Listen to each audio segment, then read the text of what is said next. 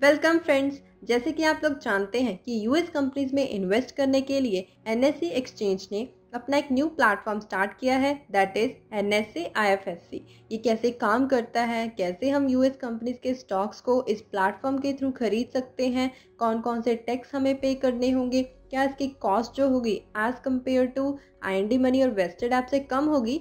क्या आपके माइंड में ये क्वेश्चन उठ रहे हैं? तो इस वीडियो में हम डिस्कस करने वाले हैं। वीडियो को स्टार्ट करने से पहले यदि अभी तक आपने अपना डीमैट अकाउंट ओपन नहीं किया है तो आप फ्री में ओपन कर सकते हैं, लिंक डिस्क्रिप्शन बॉक्स में है। अब हम इस वीडियो को स्टार्ट करते हैं। सबसे पहले हम बात करते हैं एनएससी आईएफएससी एक्सचेंज के बारे में, that means national stock exchange international foreign service centre, जो कि सब्सिडरी है एनएससी एक्सचेंज की। ये एक्सचेंज गिफ्ट सिटी गुजरात में बनी हुई है। इस एक्सचेंज के थ्रू हम यूएस कंपनीज के शेयर्स को खरीदेंगे। अब हम बात करते हैं कि ये एक्सचेंज से हम कैसे यूएस कंपनीज में इन्वेस्ट करेंगे। तो बेसिकली एनएससी का ये जो एक्सचेंज है, इसने किसी भी यूएस ब्रोकर के साथ पार्टनरशिप नहीं की है। इसने सिर्फ दो काम किया है, दैट इज एक यूएस का मार्केट मेकर है, नंबर सेकेंड एचडीएफसी बैंक को एज अ कस्टोडियन हायर किया है। क्यों किया है, अब हम बात करते हैं। तो बेसिकली क्या होगा कि मार्केट मेकर जो भी यूएस कंपनीज के शेयर्स हम खरीदना चाहते हैं वो खरीदेगा, एंड देन वो शेयर्स डायरेक्टली क्रेडिट होंगे एचडीएफसी बैंक में, एंड देन एचडीएफसी बैंक उन शेयर्स को डिवाइड करेगा डिपॉजिटरी रिसिप्ट्स की फॉर्म में। अब ये डिपॉजिटरी रिसिप्ट क्या है, आप सोच रहे होंगे, है ना। इसका मतलब ये है कि जब हम किसी दूसरी कंट्री की कंपनीज के शेयर्स को खरीदते हैं तो हमें उन कंपनीज के शेयर्स के बदले में मिलते हैं रिसिप्ट, जिसे हम बोलते हैं डिपॉजिटरी रिसिप्ट। तो अब इस केस में क्या होगा, मार्केट मेकर शेयर्स को खरीदेगा एंड देन एचडीएफसी बैंक हमें डिपॉजिटरी रिसिप्ट प्रोवाइड करेगा। एक और भी मकसद है डिपॉजिटरी रिसिप्ट मिलने का कि हम फ्रैक्शंस में शेयर्स को खरीद सकते हैं। कैसे?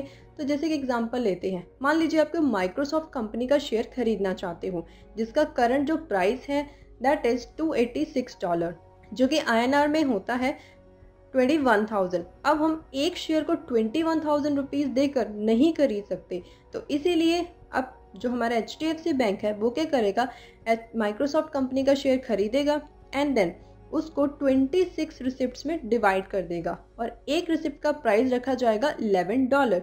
अब आप $11 पे करोगे और एक रिसिप्ट को खरीद लोगे। जब आप टोटल 26 रिसिप्ट्स को कलेक्ट कर लोगे तो उसकी वैल्यू एक शेयर के बराबर हो जाएगी माइक्रोसॉफ्ट की। सो इस तरह से हम शेयर्स को खरीद सकते हैं।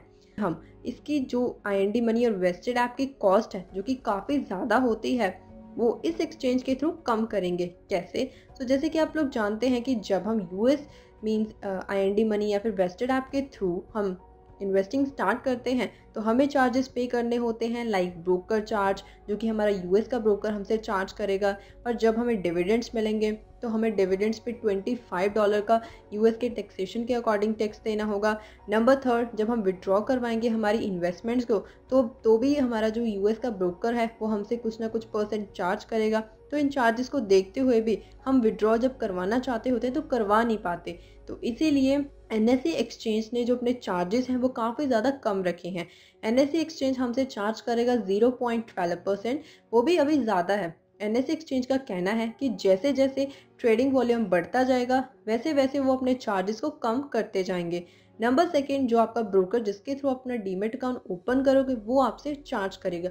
बाकी जो टैक्सेस हैं वो तो आपको पे करने ही होंगे, बट जो यूएस ब्रोकर जो हमसे चार्ज करने वाला था वो इस केस में हमें नहीं पे करना होगा। ये बेनिफिट हमें मिल जाएगा।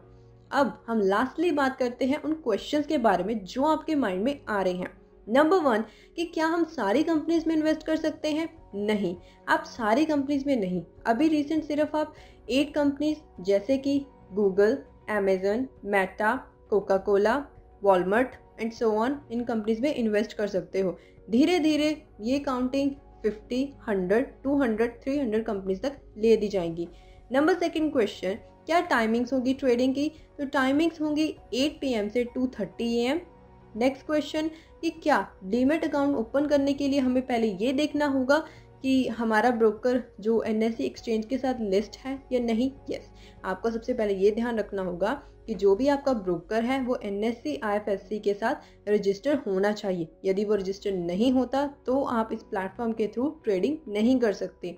लास्ट क्वेश्चन, कितनी मैक्सिमम इन्वेस्टमेंट हम कर सकते हैं? तो इसकी लिमिट आरबीआई ने सेट की है, दैट इज $250,000, जो कि INR में होता है अप्रॉक्सीमेट 1.89 करोड़। तो इस अकॉर्डिंग आप इन्वेस्टमेंट कर सकते हो। आई होप यदि आपके माइंड में कोई क्वेश्चन लगता है तो मुझे कमेंट सेक्शन में ज़रूर पूछिए। तो थैंक यू, बाय बाय।